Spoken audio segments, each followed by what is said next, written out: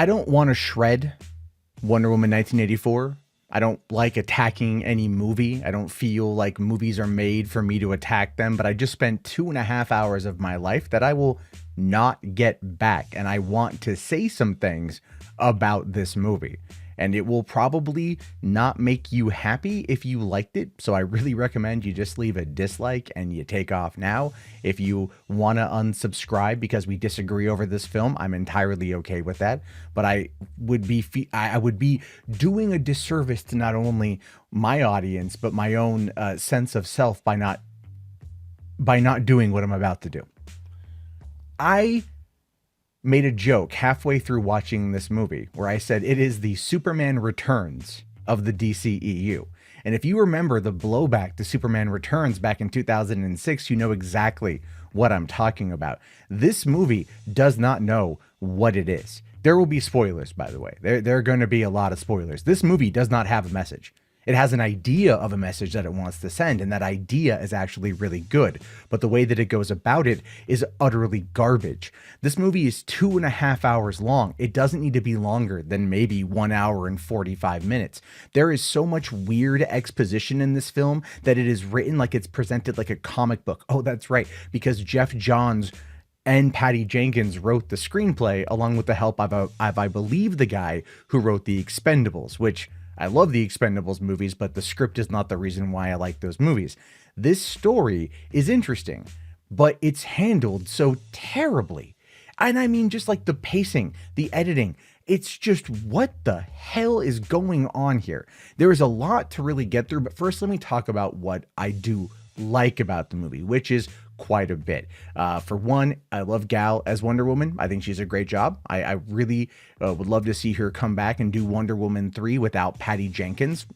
Just saying, at this point, she's done with the franchise, in my opinion. She should just pimp the hell on to Star Wars. Although, if this is any indication, I can only imagine how Star Wars is going to be. But I think this is more of a Jeff Johns thing than a Patty Jenkins thing. So let me just be clear on that one right there. Chris Pine, loved him as Steve Trevor, but we'll talk about Chris Pine. Pedro Pascal absolutely stole the show, as I knew he would, but even then his character made very, very little sense in the end because it was still, again, 100% poorly handled. Kristen Wiig as Barbara. Okay. I mean, I love Kristen Wiig. I was making the joke to my girlfriend at the beginning part of the movie that when they tried to downplay her attractiveness, I'm like, that's just, I always hate it when they do that in movies, but that's not her fault. That's just the casting. And I feel that ultimately she probably wasn't the best choice for that role, because at no point did I ever really feel like she was intimidating or that she would ever really get the upper hand on Diana, even though there was the scene in the White House where that did happen. And I did like the overall story of the film. It's not a bad movie. It's not a bad movie, but the motivation for the villain is going to go down for the same reason why people made fun of Superman Returns. Wait, it's about a landmass grab in the middle of the Atlantic Ocean. Remember talking about that with your friends? This is going to be, this dude can grant wishes, but it all goes away if he rescinds his wish. And then he rescinds the wish to become the genie, essentially, because, you know, that's a thing. Right? It's a monkey's paw scenario that doesn't make a lot of sense because they don't always know what is going to be taken away. Never mind the fact that Diana herself, and this is again her whole monkey's paw and Barbara's monkey's paw, was that Diana lost her powers and Barbara lost her humanity. But when Maxwell gets a hold of the gem or the stone and he becomes the genie, he then dictates what he takes from the person. So who dictated what they took from Diana and from Barbara? Who dictated that? Like, that's a massive story flaw right there, because there was no overarching villain, that the god that imbued this item with the ability to grant wishes. We didn't know about any of that.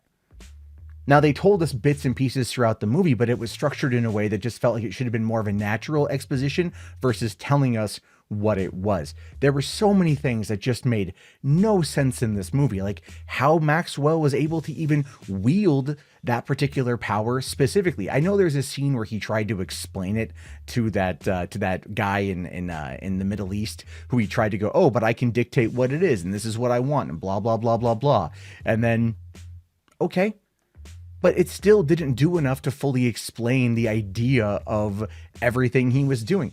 Also, the climax of the movie where Maxwell's like, "Oh, well, this satellite system can touch everyone in the world. It can touch every television. Everyone can more or less hold his hands digitally." And the president's like, "Yeah, in theory this could work." And he's like, "I want it all. It's going to work." It doesn't make any sense. If he has to physically touch somebody in order to grant their wish, just having them hear him through the television and them saying, "I wish this," doesn't mean a damn thing. It goes against the laws and the rules established at the beginning of the film for what this particular item can do. It's one of the most convoluted and terrible climaxes I've ever seen in a movie. Never mind that during that whole scene where he's basically God at this point, she's able to then attach the lasso of truth to him, but then speak through him, or somehow speak to everyone, and it goes out to the world and people just magically rescind their wish. It just doesn't make any sense. Like, for example, here's another little tidbit. Like when she goes and she rescinds her wish for Steve. Okay. So again, Steve comes back about 20 minutes, 25 minutes into the movie. He's only in it for an hour. She rescinds her wish, she gains her abilities back, and then she takes off into the sky in order to track down Maxwell Lord and Barbara. Okay, cool, fine. I'm fine with that. But then we see her flying across the ocean. She's flying in the sky. Okay. And then she goes and she turns around, goes back to DC, because she was in DC originally, to get the armor in order to then fly to the island where she would somehow magically know where they would be. Again, makes no sense. Makes no sense. Just how point A to point B to point C happens legitimately makes no sense in the third act of this movie. The third act is an absolute mess. And I understand that Patty Jenkins came out the other day and she was like, "Well, Warner Brothers executives over there, when I was doing Wonder Woman back in 2017, they wanted me to change the third act into what we got." And so I'm like, "Oh, wow, this time around that didn't happen. So the third act's going to be a lot better, right?" It wasn't better. It wasn't better. It wasn't, not at all. It's not at all. It was such a mediocre mess of a movie, an absolute mess of a film, from the story to the dialogue, to the general scripting, to the pacing, to the editing, to the character motivations, to the character exposition, to the exposition for the audience. I mean, the whole thing with Alistair, Maxwell's kid, and this again is like, what the fuck about the end of this movie? So let's talk about the end of the movie when Maxwell rescinds his wish, therefore stops being the Djinn, which is kind of funny considering Ginger. Anyway, I'm not going to get into the Mandalorian stuff. And he runs away. Okay, so he runs away and everything goes back to normal. Missiles magically disappear. Things magically stop happening. The world kind of returns to normal, even though people were rioting in the streets for some reason that wasn't even really fully explained. And then he lands. By the way, the helicopter that he lands on is Marine One. The president's personal helicopter is the helicopter that lands him in this random field, and he starts yelling for his kid, and his kid just happens to be just out of earshot, just in the forest, just right there waiting for him. And he goes through this whole diatribe about how he's a bad dad and he wants to earn his son's respect and his son's love. And hey, listen, I thought the scene was great, and Pedro, he brought it really, really, really well. And he was probably the best part of the movie in its entirety. But what happens next? Was he arrested? No. Did he face any consequences for his actions, given that he was the villain of the film? No. Do we know what happened to him after that? No. We can only really assume that he ended up losing everything and had to go back to being just a poor loser. But still, people are dead as a result of him.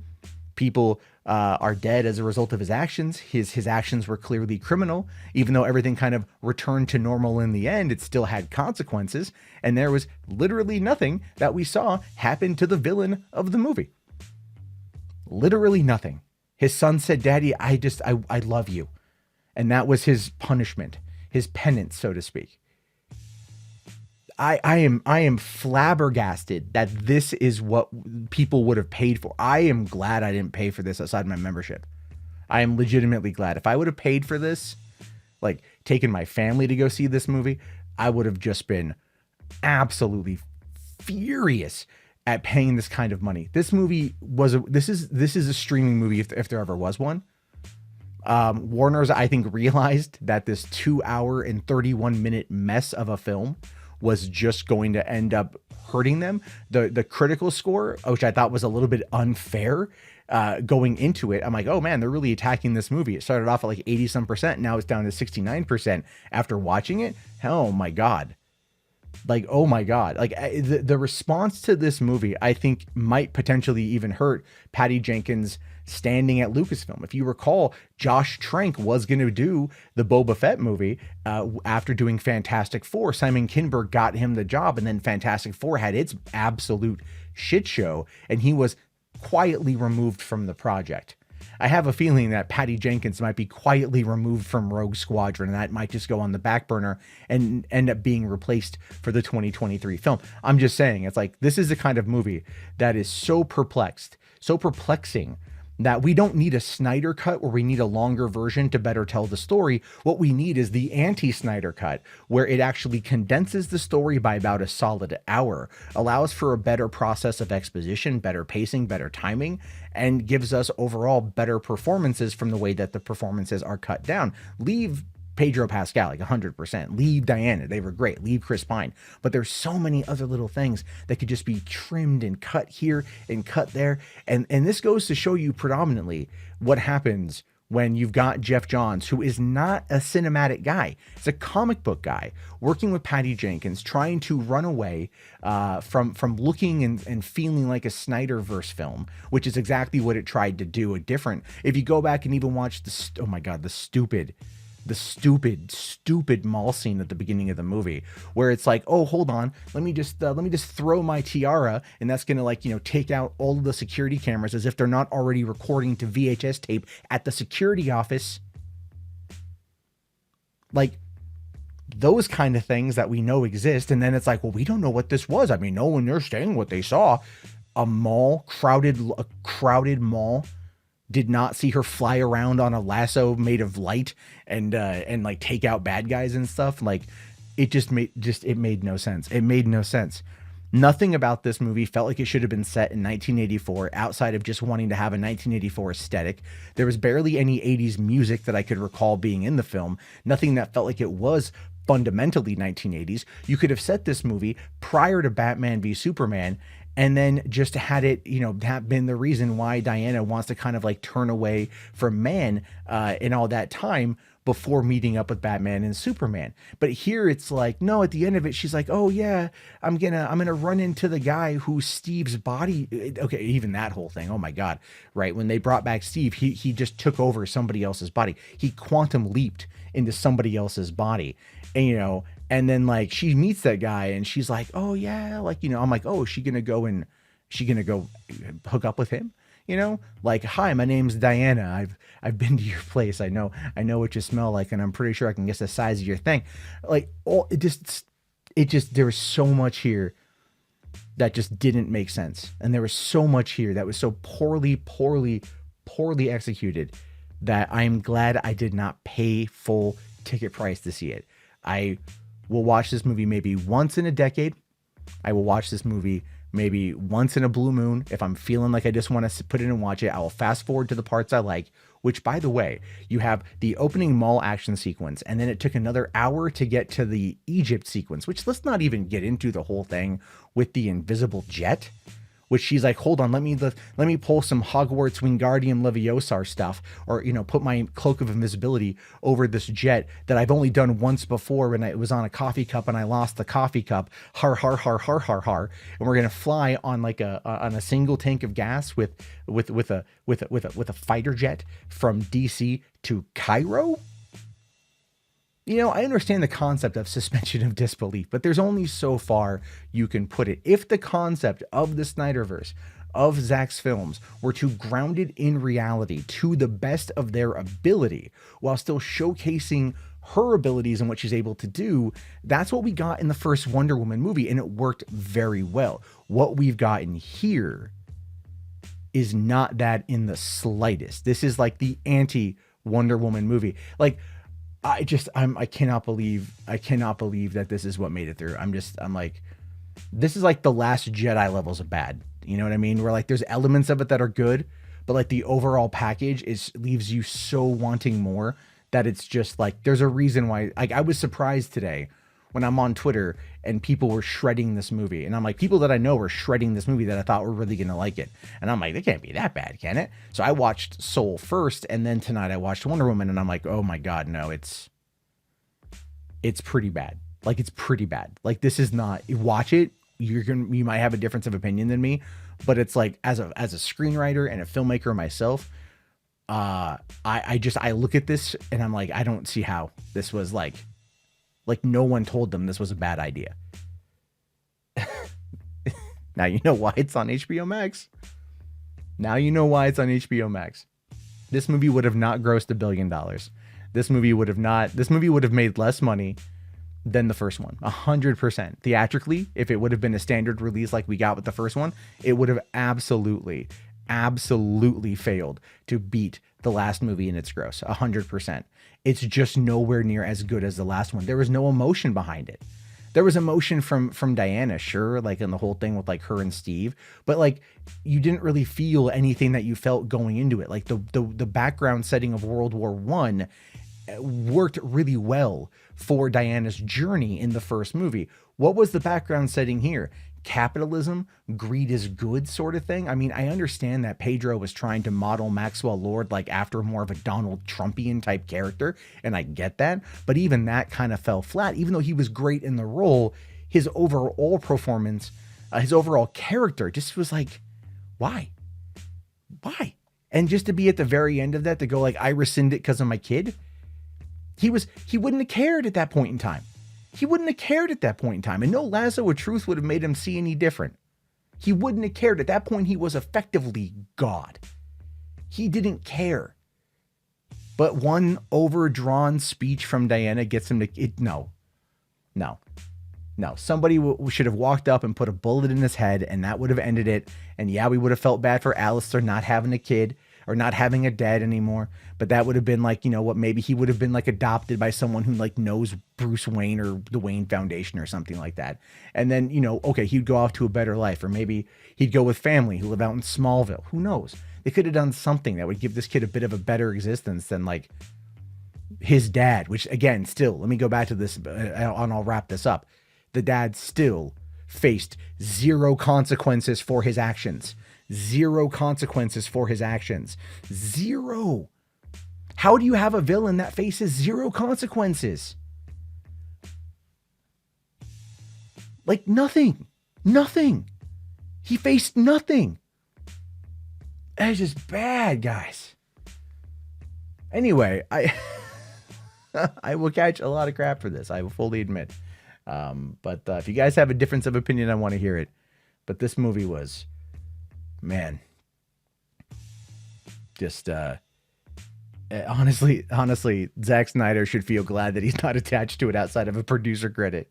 Like really, you know, because we're past the Jeff Johns age. This is going to end the Jeff Johns age.